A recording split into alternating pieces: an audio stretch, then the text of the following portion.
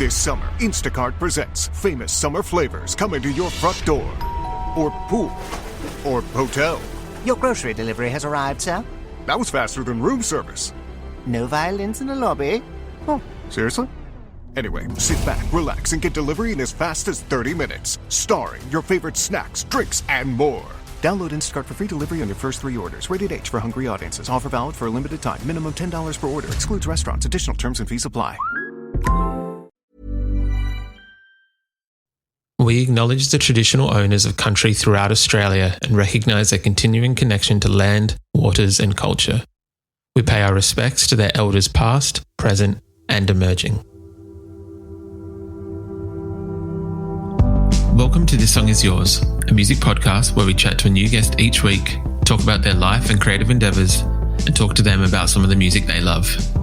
Our show works by chatting to our guests about music, but also getting them to make you a playlist of the songs they love. You can find the link to our playlist in the show notes. I'm your host, Simon Fink, and welcome to episode 10. Our guest today is Katie Noonan. A successful solo artist and frontwoman for bands like George and Elixir, Katie released her latest studio record this year, entitled The Sweetest Taboo. In today's episode, Katie and I talk about the ever-changing landscape of the music industry, the value that music holds, and the fine work of bands like Elbow and Portishead. Here we go. Our guest today is an ARIA award-winning solo artist, classically trained musician, and frontwoman for bands like George and Elixir. Her 20th studio record, entitled The Sweetest Taboo, is out now. Please welcome to This Song Is Yours, Katie Noonan. Hi, Katie. G'day, Simon. How are you? I'm good, thank you. How are you today? I'm good, yeah. I'm glad that it's summer and that we're all starting to see the light at the end of the tunnel of this big and traumatic year, you know? Yeah. Yeah, it has been a very interesting year, to say the least. Yeah.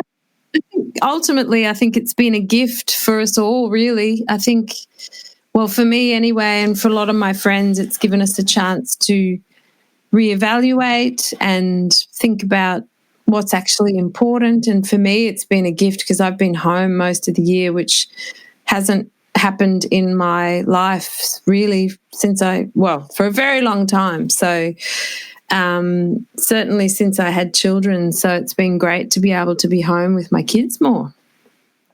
We've been talking to a lot of artists and where they found themselves during COVID in terms of whether they were more creative due to time or whether there was a stress to create and too much pressure to be creative. To be honest, the stress, I'm the sole financial provider for my family, or the main financial provider. So the extraordinary stress of 100% of income disappearing, before my eyes. So amazingly, I just finished 4 years at a job being the artistic director of a large music festival, which was awesome, very, very stressful, intense. And so this year was my year to return to being a live artist. It was like the worst possible year I could pick for that. So, yeah. And so I was 3 dates into I think a 25-date national tour. I had a residency in France. I had a curatorial job in Finland. I had all this stuff lined up for the year that was quite exciting. It was like, wow, I get to return to being a full-time artist again. Oh, that's scary, no solid income, but hopefully, things will fall into place.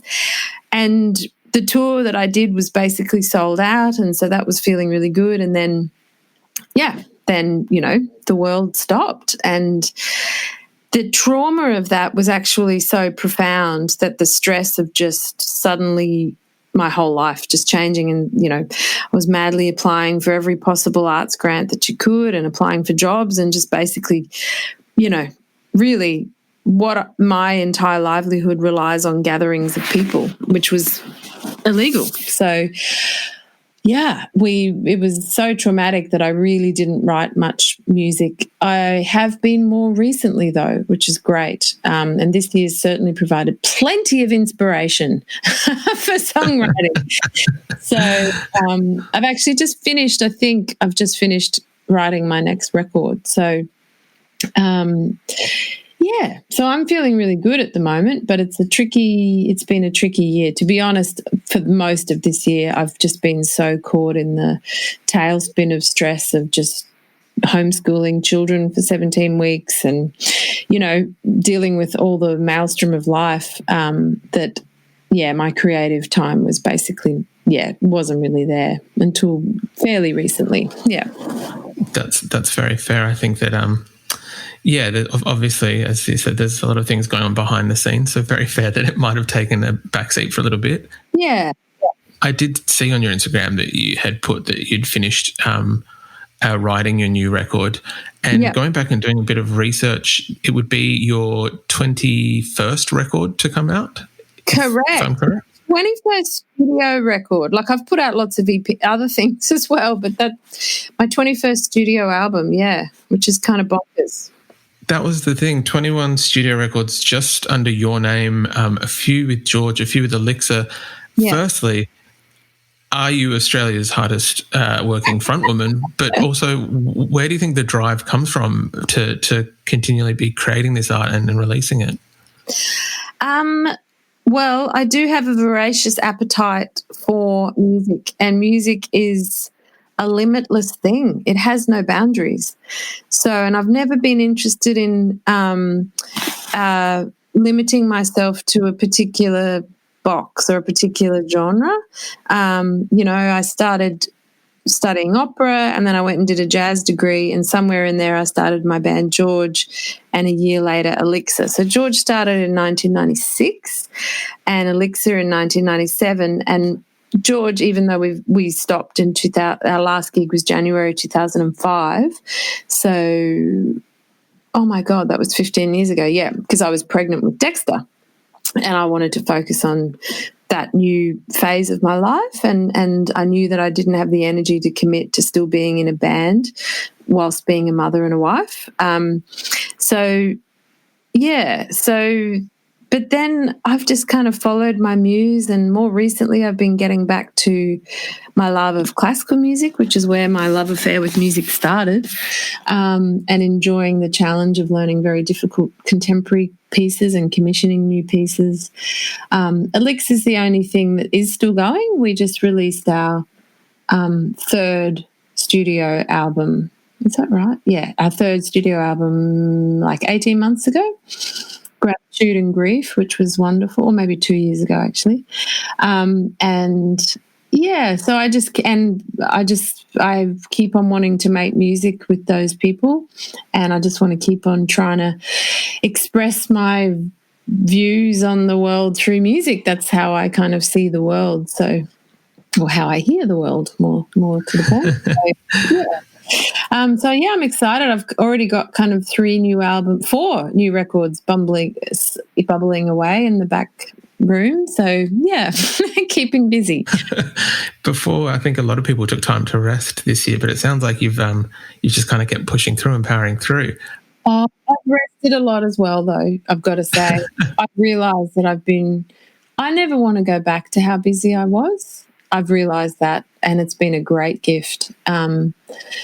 And I need to listen to my body more and all that kind of stuff, because I've just been pushing through. It's been a very stressful few years. So this break has actually been awesome. But, I've certainly kept myself busy. Yeah. That's good.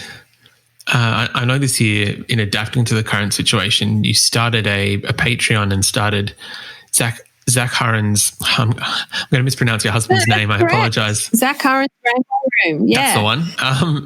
What was it like adapting to that new experience, and what have those shows been like? It's pretty strange, I've got to say. Like, it is weird. You just have to imagine that the audience is there. And I do feel they're there because, well, they are, literally, but it takes a little while to get used to. The first one I did felt very odd. I did a live stream for the Melbourne Digital Concert Hall, who are this amazing group that just basically acted very quickly and put on these incredible live stream gigs. So we played at the QPAC Concert Hall. I had about an octet, I think, of musicians, but we played to an empty concert hall, which was kind of eerie and a bit weird. It felt kind of sad, like a home without a family, or I don't know. a church without a congregation or whatever. You know, it felt really weird. There's something off about it. Yeah, it just felt odd. But then I got home and I got all these messages from people all around the world who'd been watching it. Like, you know, someone said, I got up at 2 a.m. in LA to watch the concert. It was so nice to hear sounds of home. And because this is when, well, people have still been stuck. You know, this is when they were stuck overseas. This was back in, I can't quite remember when it was. Maybe June, I think. And so that was an amazing experience. And that kind of, I mean, I'd already thought back in kind of April, I think I put in an arts grant to the Australia Council, which was a thing called Adapt, which was like, how can you adapt your current business thing into something that will work in COVID? And I was like, well, a live stream concert series is, you know, the only thing I know I can do. And, you know, I can make music myself, but also luckily in Queensland, we've done really well with our regulations, so I could have friends over to my house to perform with and things like that. Whereas my poor mates in Melbourne, you know, they couldn't do that. So, so it's been really awesome. It's been good to have something to keep me busy. My husband has basically transformed from, you know, being a saxophone teacher and composition teacher into an acoustic engineer and designing and building a space, you know, turning our three-car shed into a fully, you know, beautiful sounding acoustically treated studio. He built it, he painted it, and then now he's worked out how to be an engineer and videographer and do live streaming. So it's been this enormous learning curve, learning how to do, you know, OBS broadcasts, and it's been huge. So we've done 3, and each one's been a huge Herculean effort kind of thing with rehearsing, particularly because I like working with young people, and so they've needed a lot of extra rehearsals and whatnot leading up to the concert. But it's been beautiful. The last one was really special. It was my Sweetest Taboo quintet. That was probably the least stressful because I know that band and I knew it had, you know what I mean? Like we just played our set and like we did together at the Brisbane Festival, so that felt cool. But it's been awesome. It's been good. I'm not someone who's good at not being busy. Idle thoughts do not serve me well, so I need to be busy, you know. Yeah, so it's been great, and it's been giving people very special, you know, particularly when we started them in September, that was the peak of still horrible Melbourne lockdown. And so a lot of the people are in Melbourne saying, you know, this is so special to be able to, you know, be part of a live music experience. So for us to be able to offer that to our community has been very special. It is very interesting how musicians have adapted and really kind of embraced technology this year. I think there's some people who had already kind of readily accepted and were working with tech, but it's now crazy to see how many more have embraced and are working with tech to bring different experiences to fans. I think I know. sorry. I was just going to say, I think my big thing from the beginning was, and I was pretty vocal about this, I was like, please stop sharing content for free. Because it perpetuates the myth that your art is not worth anything. And that's a dangerous myth that leads to really inaccurate understanding of what we do. And, you know, so the inequities between classical and non-classical musicians in this time has been extraordinary, you know, because most classical musicians, I'm not talking about freelance people, but obviously people who work in, say, the Queensland Symphony Orchestra, for example, in Brisbane, they've all been on, you know, full salary, you know, and good luck to them. That's wonderful. But because they're supported by an amazing construct and an ancient tradition, you know, a century-old tradition that respects their music as a legitimate pursuit, whereas, you know, jazz musicians, pop, rock, country, punk, whatever else, acoustic, singer-songwriter, electronic, etc., we are multiple versions of small businesses. We don't have that major infrastructural support. We don't have government support. We don't have, you know, multi-year funding, etc., to fall back on. And therefore, for a lot of reasons, a lot of those musicians were ineligible for JobKeeper. myself, thankfully I was, which was incredible for my husband and I, and basically kept us alive. But, it's the inequities have been pretty intense. And then on top of that, all these indie artists, I think it was a part of self-soothing as well. And of course I understand that, but I just kept on saying, please, just even if it's a couple of bucks on Patreon, you've got to, I really, really disagree with independent artists sharing content for free because it's a dangerous model that is not sustainable. So obviously, little things is fine, but not like whole concerts, you know what I mean? It's that people were doing whole live stream concerts for a donation. And I understand that I just, and most people are good, most people do donate, but I decided to put a legitimate fee on it so that I could pay the musicians and we could do it properly. And we've invested a lot into this live stream program that obviously hasn't returned yet. Hopefully it will eventually. But, so I think we kind of shot ourselves in the foot a little bit in the indie scene in Australia with, with oversharing of free content. Yeah. Just before you mentioned you enjoy working with young people and young musicians, do you think that they have the same, maybe not respect, I don't mean to call out young musicians more, do you think that they hold the same value to art or to music that we people who have come up paying for it have, if that makes sense? I might not have asked it correctly, but no, you have asked it perfectly. Unfortunately, I don't know, but probably not, because when I was growing up I had to save up money to buy records. I'd go into the record shop, I'd buy the record, I'd take it home, I'd listen to it. It was active listening. You had to wait until you got to the end of the turntable and then turn it over. Listening was an act of listening, whereas now it's so easy. And I do it, of course, too. I buy most music now digitally.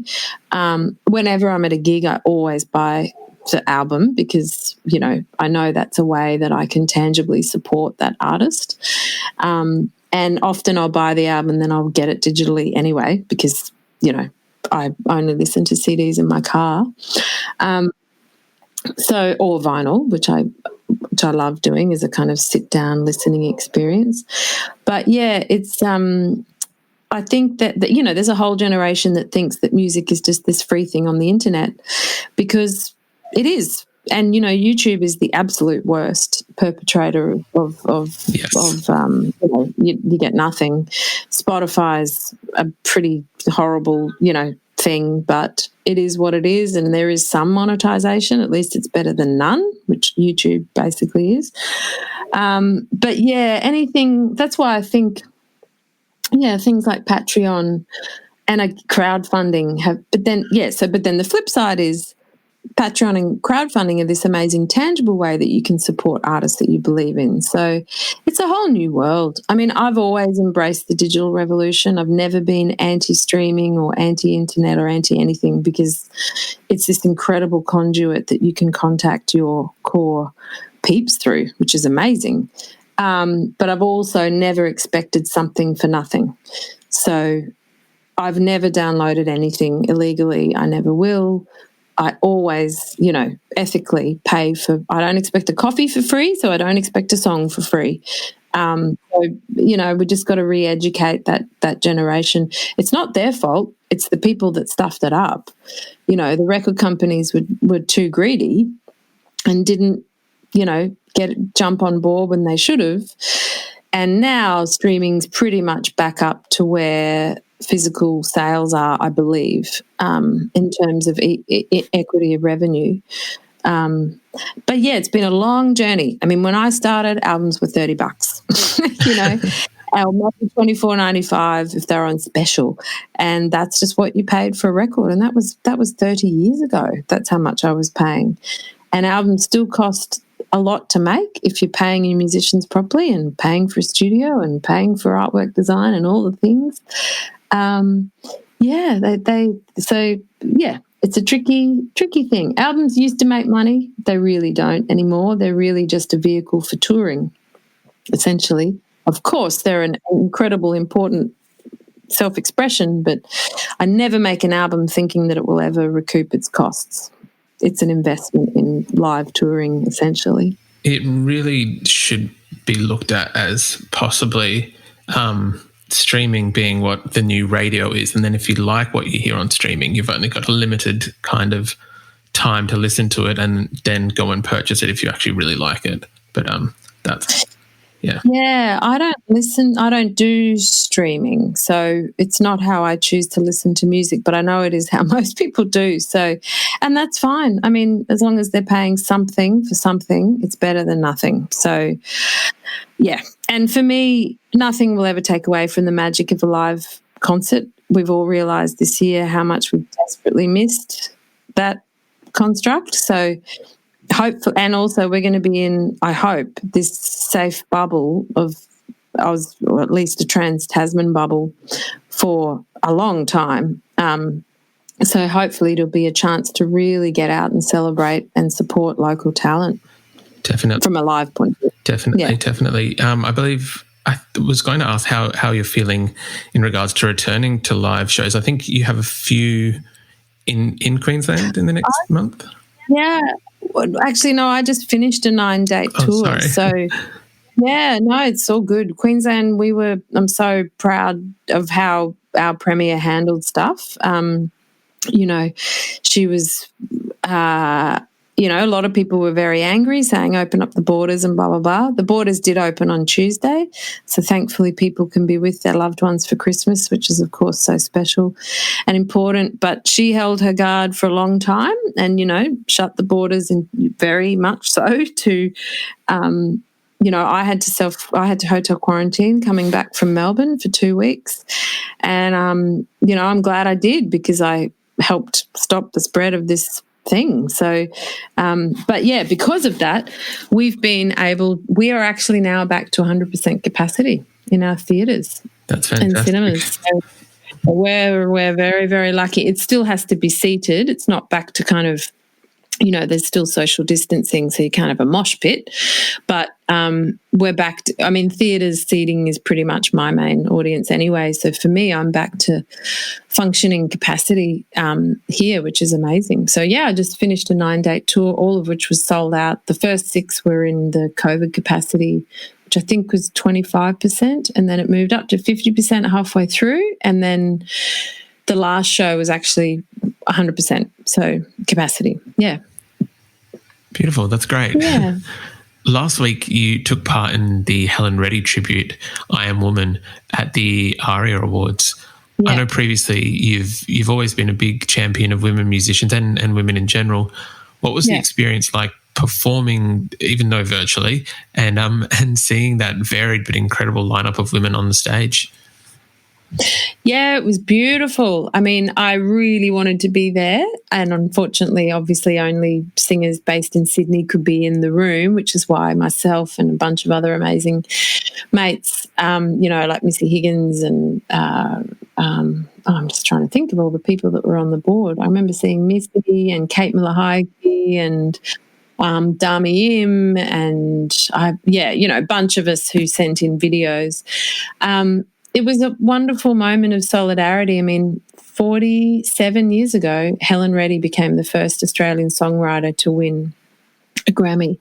So she was the first Aussie to win a Grammy as a songwriter, and she beat, I'm pretty sure it was like Roberta Flack, Aretha Franklin, Barbara Streisand, and I don't know, Diana Ross or something crazy like that, like a crazy selection of amazing women.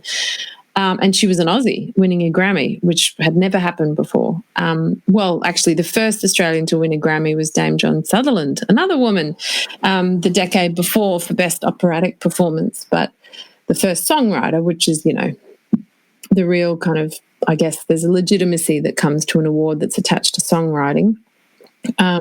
And she thanked God and said, I think she would be very proud. Now, this was the Nixon Reagan era of bloody America. It was super, super conservative Christian America. So that would have been That's a pretty wild thing to say in Yeah. 1973. And she was a single mum who left an abusive relationship and moved to New York with a 2-year-old daughter or 3-year-old daughter.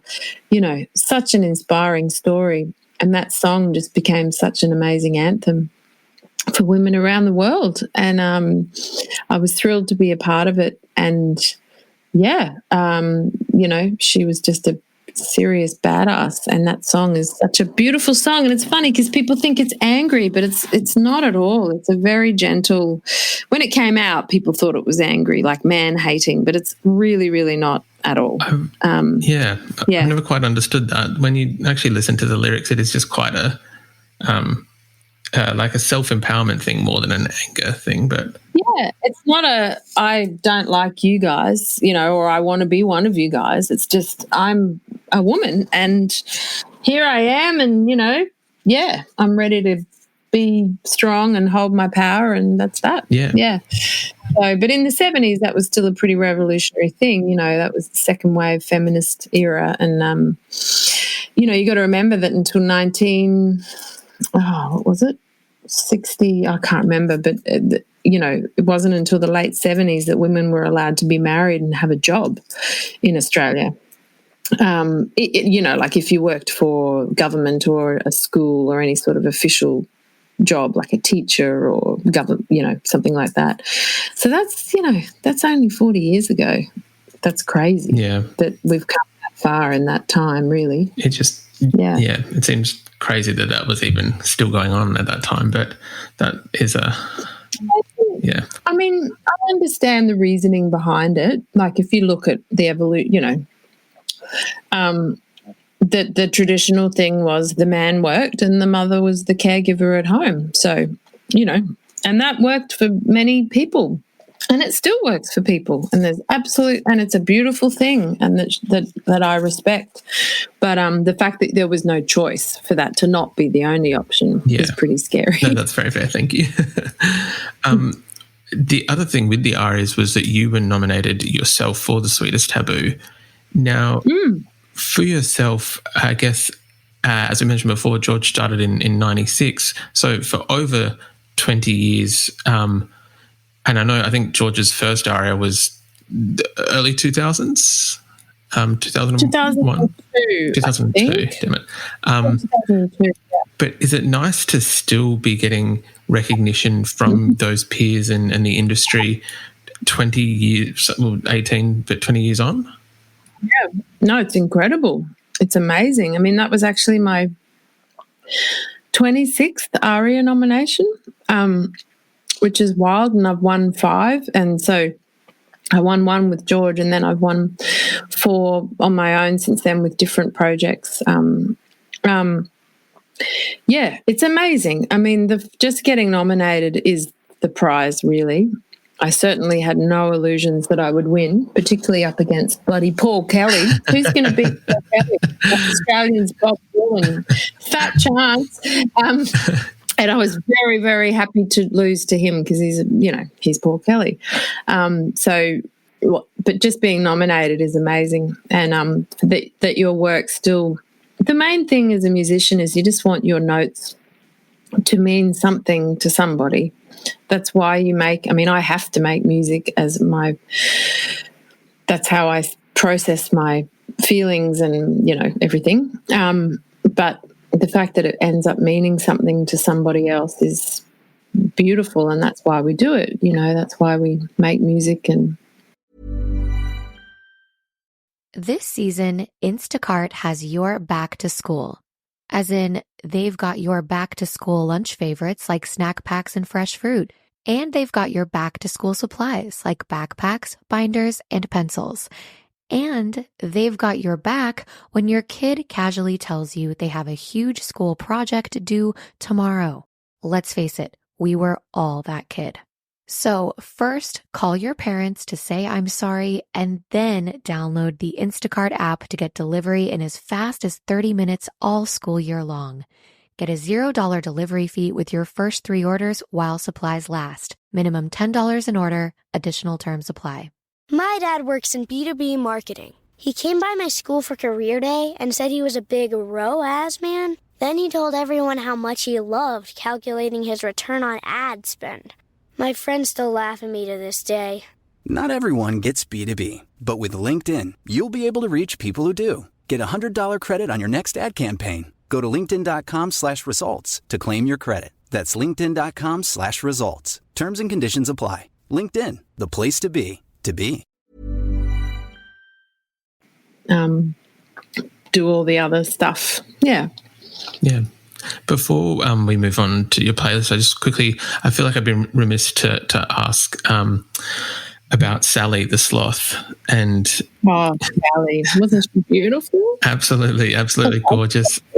For those listening who weren't aware, you were on The Masked Singer earlier this year. What was that whole experience like? Because I imagine that's like something you've never I could be wrong, but it's like something you've never done before. You are very correct.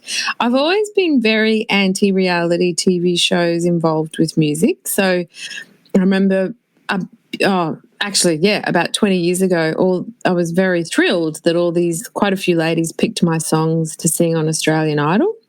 I think it was Casey Donovan and Casey's amazing, and she did such a bloody amazing job. And they said, would you like to come in and talk? Because I think in those days they all lived in the one house as well. Yeah. It was full reality TV vibes. And they said, would you like to come and talk to them? And I was like, sure, I'd love that, So we went out to their place. It was some weird McMansion place in Sydney, and I went in and spoke to them, and basically everything I said, none of it could go to air because I was like, whatever you can do, get out of this situation. You're going to get a shit record deal. You'll have no creative control. You'll be signed up for some 5 album, shit ass thing where you just won't be able to control what you do. And, so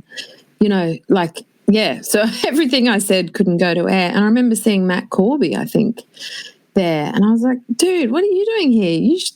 This is not right for you, and obviously he didn't win. And some people have come through that system and made amazing careers. Obviously Guy Sebastian, who's an absolutely incredible musician, Jessica Mauboy, Casey Donovan, Vera Blue, who I think was on there apparently. I think she was on Idol or one of those shows, but she changed her name to Vera Blue. Matt Corby. That some people have managed to, really create a credible indie career, and then others have had really credible commercial careers. Ricky Lee, there's another one. Yeah. But, most people are kind of, chewed up and spat out, and you forgot about, I don't even know who's won the last few years of those things. And I think most people sadly don't know, which is sad. So I've always been really not into those shows because it's essentially a karaoke show, and the best, there's not much room for originality or stuff like that. Imagine if someone like Tom Waits or Björk went on a show like that. There's no way the chairs would turn around or whatever. I would definitely watch that show though if that was on TV. But then having said that, that was me being a bit of a purist snob, and I've had mates of mine go on The Voice who are, incredible musicians, and it's helped launch their career and more people know them. So it's like, well, that's good. And I still don't watch them. But when I saw The Masked Singer, they actually asked me to do it last year, and I was like, this is the most bonkers show. It's so silly and so fun, and obviously isn't a real competition. Like, it's not, it's just silly, escapist family fun. And I couldn't do it last year, but, when I saw that people that I admire, like Kate Sobrano and people like that were on it, I was like, well, that's really cool. And to be honest, I just was like, you know what? I want to do this show because it'll just be fun. And I've had 4 years of just being such a grown-up, writing board reports and, talking about KPIs and crap like that. I was like, I just want to do that because it'll just be really kind of pointless fun, like it doesn't have to mean anything. It just means dressing up as this silly costume and singing tunes. And I had a ball. And honestly, it saved my sanity because I had nothing on the horizon with COVID, whereas I did have this TV show to look forward to. And it kept me busy for a few weeks, and I'm very, very grateful for the experience. And I loved Sally the Sloth. And then I loved the whole experience. The crew were lovely. I got to sing tunes by people I love, like Lizzo and Whitney, and I had fun trying to disguise my voice. It was the weirdest thing I'll ever do, I'm pretty sure. Maybe not, never say never. I loved it. It was great fun. I was going to say, it did seem like there were parts where you could tell it was Katie Noonan, and there were parts where it seemed like you were trying to disguise or go under the radar as possibly someone else. Oh, no, I definitely was. Yeah. I think we all were to a bit, whereas, it was so obvious that Kate was Kate. I was like, how can they not know that this is Mikey? But, I'm a singer, and I knew it was Eddie Perfect from the word go, and I knew it was Isaiah, and I knew most of the voices that were professional singers. I knew their sound. So, but we all were trying to kind of disguise it a bit. Like I was singing with a full American accent pretty much, which I never do. I kind of sang it in Lizzo's, accent. So, yeah. Oh, it was so fun, and such a credit to the team. It's such a big team who put that show together, choreographers, designers, the whole shebang. And Ursula is hilarious. I was so glad she was on there because she was equally as hilarious as Lindsay Lohan, but she was deliberately hilarious. I think the best one was what was it? The seven sunrise cash cow was one of her guesses. I know. Yeah, that was great. I liked that. But all the things that she managed to somehow turn the dragon, was it the frilled neck, into some sort of lesbian thing somehow. She kept on talking about flaps and, the amount of stuff that they got to say in primetime family television hour, I was pretty amazed by. And also, the fact that Kate, when they kept on showing the pictures of the beards and Tasmania, I was like, oh, my God, Map of Tassie, because Kate wrote that song, I'm Growing a Beard Downstairs for Christmas. And she said that when the clues came through, and I was like, this is amazing. This is a sentence that I never thought I'd hear on primetime Channel 10 television. It was great. It was, and this year we needed escapist, just stupid fun. That was just fun for the sake of fun, because every time you go on the news, it's just depressing, stuff. So, it was awesome. I loved it. Katie, would you be happy to talk about your playlist? Yeah.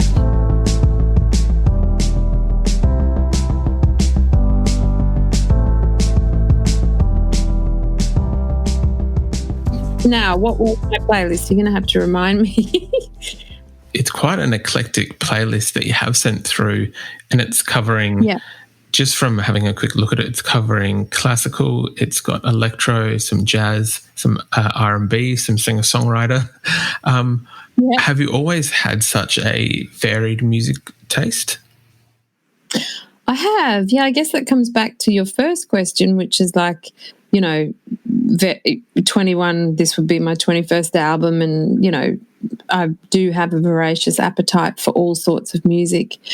Other than death metal, mind you, my 15-year-old is really introducing me to some really interesting prog. I'm currently getting into Animals as Leaders. I don't know if you've checked them out, but they're really cool. And Periphery, these kind of, they're a bit like, they're kind of like what Tool were to me 20 years ago, like interesting, kind of complicated, interesting music. I just love all sorts of music, but my first love is classical, which is kind of why I put some classical pieces on there. Did you want me to talk to those ones first, maybe? It's 100%, up to you, whichever ones you'd like to talk about. Yeah, I think I remember that I mentioned Winter, which is so there are 4 seasons by Vivaldi, Antonio Vivaldi, who's one of my favourite Baroque composers. And I distinctly remember listening to this on headphones as a little kid, to and from school and in high school. So I loved classical music as much as I loved kind of, Bros and Kylie Minogue and, Ice House and all that stuff and Aha in the 80s. I think I put in Bist du bei mir by J.S. Bach. Yeah. Yep, which is a beautiful aria. Basically means Bist du bei mir, gehe ich mit Freuden. I think it's be with me, be near me, God, kind of thing, as I go through a tough patch kind of thing. And that was one of the first arias that I remember learning in maybe grade 10 or 11 when I was starting to take singing a little bit more seriously. And what other classical stuff did I put in there? Was there another one? There's Eliza's aria. Oh, yeah. And then Eliza's aria, which is by Elena Katz-Channon, who's an Australian composer. And this, for me, feels like classical music meets pop music because it's super catchy and super fun and short and, all the things that pop music is, but it is extremely virtuosic classical music. And that was one of my last gigs this year, was performing the Wild Swan Suite with the Melbourne Symphony Orchestra in the Maya Music Bowl in Melbourne. And I got to work with a beautiful company, a dance company of all young people living with Down syndrome. And we made this beautiful work together, and it was very, very, very special. So I kind of mention that because if people want a little portal into classical world, I think Eliza's aria would be a nice way to enter because it's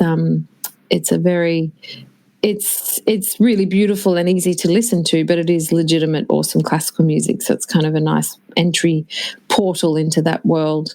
But I mean, I think Vivaldi's The Four Seasons is one of the most perfect pieces of music ever written. And Winter, for me particularly, is very dramatic. And, I just shut my eyes and can imagine. You can just see it. It's such beautiful writing. So, yeah. I think classical sometimes, unless you do study music or I guess brought up or grow up with classical music, it can be difficult to get into. So it's definitely worth. Yeah. Did have a bit of a listen, and it is almost like a gateway drug into classical. It's yeah. And the problem with classical music is that most classical, it's just such an elitist, snobby world. It feels like this secret grown-up club that only rich, wealthy, smart people can get into, and that's just bullshit. Classical music was always the music of the people, and I wish it was more that now. It's just that we largely just play music from Judeo-Christian kind of white European composers, and which is, a lot of that music is beautiful, but there's so much interesting stuff being written now. It would be great if classical music sounded a bit more like who we are now. But all the classical musicians are beautiful. They're not, it's just the institution creates this feeling of elitism, but it's not real. It's bullshit. So, yeah. Some of the other tracks that you had on here, there's a bit of going back to talking about going out and saving up your pocket money and buying CDs or vinyls. You've got some really good, some great 90s tracks here. We've got Björk, Jeff Buckley, Portishead. What is it about these songs? Do they kind of take you back to that time in the early to mid-90s? Yeah, that was when I was just kind of discovering the magic of, there was something in the waters in the mid to late 90s. I mean, I guess it was my age as well, but that's when I was just blown. My mind was blown by, OK Computer by Radiohead, Debut and Post by Björk. I think I probably picked Hyper Ballad, which, when I heard that song, I was just like, who the hell is this woman? She's amazing. She's like this beautiful, crazy, awesome, Scandinavian alien princess, amazing person. You know, I just thought she was incredible and so herself. You know, no one sounds like Björk. There've been lots of imitators, but no one sounds like her. Jeff Buckley was the same. That album Grace is an absolute masterpiece. I think I picked Last Goodbye, which is just a killer, incredible song. I'm surprised I didn't put Paranoid Android, actually, but that would be another one that I put on there from Radiohead, from OK Computer. And then Portishead, the record Dummy, which I think came out when I was in grade 12, 1994. But I think I discovered it more the next year, like first year uni, you know, first kind of share house parties, and we'd be cranking that album and, you know, sticking candles into wine bottles and all the classic, sitting on milk crates thinking we were living the life. We were. It was the magic. Bohemian lifestyle at that age. Yeah.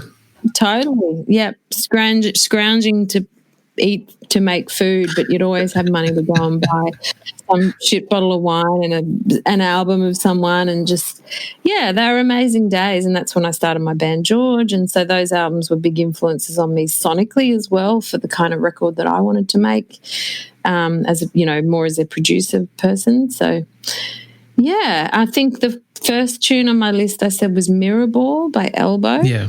And Elbow are basically, I'm obsessed with them. They are incredible. That album, The Seldom Seen Kid, is such a great album, and Mirror Ball is such a great song. And it has this beautiful lyric in it. We took the town to town last night. We kissed like we invented it. And now I know what every step is for, to lead me to your door. It's like, oh, he's such a romantic. What a sweetie. He's since broken up with that woman, and they made the breakup record, which was also great, but not quite as joyous and uplifting. But yeah, Seldom Seen Kid, masterpiece record. It also has another classic lyric, because they're from, I can't remember the name of the town, but like Northern England, they've got pretty strong accents. He says, holy cow, I love your eyes. Holy cow, I love your eyes. Just so kind of sincere, beautiful lyrics of a man in love. It's a great record. Yeah, it's a very difficult sentence to sing sincerely and actually get that across, so he does it quite well. He does it. Yeah, because he just means it. I remember I saw them play, and they were one of the best bands I've ever seen live, and I was so starstruck meeting Guy Garvey. I basically just made a total fool of myself. And then he was like, it's all right. It's all good. I just need to get a bit more drunk. Come on, let's go. And we went out and had many drinks together, and it was a really fun night. But, yeah, beautiful band. What's next on my list? You'll have to prompt me, because I can't remember. What have we got? We've got Steve. There was Imogen Heap and Stevie Wonder, so a bit of pop, a little bit of R&B. Yeah. Imogen Heap, well, this is not really R&B. This Imogen Heap is actually more her rock era. This was a record called I Megaphone, and this was a song called Come Here Boy, which was produced by Dave Stewart from the Eurythmics, who are a band that I admired deeply. And this record was really a great influence for me. I loved this album. She then went on to do Frou Frou and the more electronic R&B stuff. But in this era, she was more like a rock chick, actually. Songs in the Key of Life, I presume I probably picked Love's in Need of Love Today. You know your picks very well, yeah. Tunes, yeah, that's just it's such a perfect song. And actually, I remember I did actually do a version of this on Instagram way back in March when the COVID shit show was, or maybe it was, late March, that day when there were like 30,000 people at Bondi Beach after everyone had said, social distancing, and everyone was ignoring it. And I was like, well, actually, self-isolation is an act of love for your grandma and your husband and your children and like just everyone. So just, love's in need of love today. Let's just love each other a bit more by taking social distancing and self-isolation more seriously. But Stevie's that album is just a masterpiece. Songs in the Key of Life. It's just every tune is killer. It's a great record. Yeah. You've also included some great singer-songwriters here on the playlist, including Nick Drake, George Harrison, and Tim Finn, or I believe a Split Enz track. Oh, yay. Well, they're three pretty amazing men. Holy moly. So Neil Finn, I Hope I Never, is just, I think, maybe one of the most perfect pop songs ever written. Yeah. I mean, if you haven't heard that song, please go and listen to it. It's a masterpiece. Nick Drake, I discovered when I was starting Elixir. I actually discovered him via our first sax player's dad. And then I also discovered him when, I think it was, what's his name? The guy from the Style Council. Paul Weller mentioned him in an interview, and I was like, oh, I'm going to go check him out. Nick Drake is a very, very beautiful folk artist from Britain who actually accidentally died of an overdose of antidepressants in the late 70s, which is very sad, but he made 3 amazing records, and Riverman is just one of my favorite tunes. And then I was trying to think of one Beatles song, and it was very difficult, but Abbey Road is my, number one Beatles record. So I kind of couldn't go past Something, because that's track 1 on side B. Like, you turn over the record and it starts off with that down, down, down, down. It's just perfect. And that guitar solo is maybe one of the best guitar solos ever, It's so relaxed and beautiful, and yeah. It is one of the all of Abbey Road is a great record, but it is one of the highlights, that track. Well, I was going to pick Golden Slumbers, actually, because I love that song so much. But then the way that John sings, or is it Paul? I'm not quite sure who's singing it in the chorus. It's a bit, I don't really like the way he sings it. Like, I love the verse. Once there was a way to get back home. Once there was a way to get back home. Sleep, pretty darling, do not cry. So beautiful. And then the chorus, he kind of does this weird bluesy thing that I don't, but I love the melody. But it's hard to pick those tunes because they're all part of that mega medley. So they don't really kind of properly finish or start, because they go into another bit. But what else was on my list? I'm fascinated to remember. What have we? The only thing we haven't was A Flower is a Lovesome Thing, Duke Ellington and Ella Fitzgerald. Oh, and did I put a Coltrane tune on there too? Oh, sorry, yeah, just above Resolution. Yeah, so I thought I wanted to reference my jazz stuff a little. John Coltrane was kind of a revolutionary lesson for me, just following his career, particularly from the kind of mid-60s onwards, when his music really took on a very spiritual element, and Resolution is one of my favourite pieces of his, and I remember transcribing it for one of my exams at uni. And then Billy Strayhorn, Duke Ellington obviously is the master of jazz, but Billy Strayhorn was one of his proteges who wrote incredibly beautiful songs, and he wrote Lush Life, which is, a very, very sad song, because he was a homosexual African-American man in the 40s in America, which was, that was a double whammy. And Lush Life was this incredible song he wrote. But then this one, A Flower is a Lovesome Thing, is just such a gorgeous tune. And there's a beautiful version. I think it's on Ella at Duke's Place, I think it's called, that record.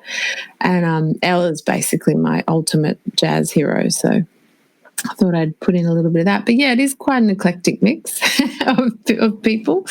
Yeah. It is a very impressive mix. I feel like you've picked some great well-known tracks, and then some great deep cuts as well. So thank you for the great playlist. Katie, thank you so much for joining us on the show today. I really do appreciate your time being here.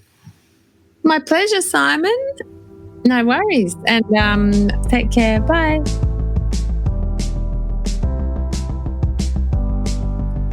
And that's our show. A massive thank you to Katie Noonan for her time this week.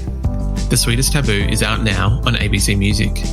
If you'd like to buy the record in a physical format, we've included a link to Katie's store in the show notes. We also want to thank Jess at Collected PR for helping out with today's interview. You can find a link to our Spotify playlist in the show notes, where you'll be able to listen to all of Katie's song choices. If you like this show, please subscribe wherever you get your pods and stay up to date when new episodes are released. We release new shows each Thursday morning, with guest playlists streaming on Spotify at the same time. You can follow the playlist profile on Spotify, and you can follow us on Instagram and Facebook. Until next week, cheers!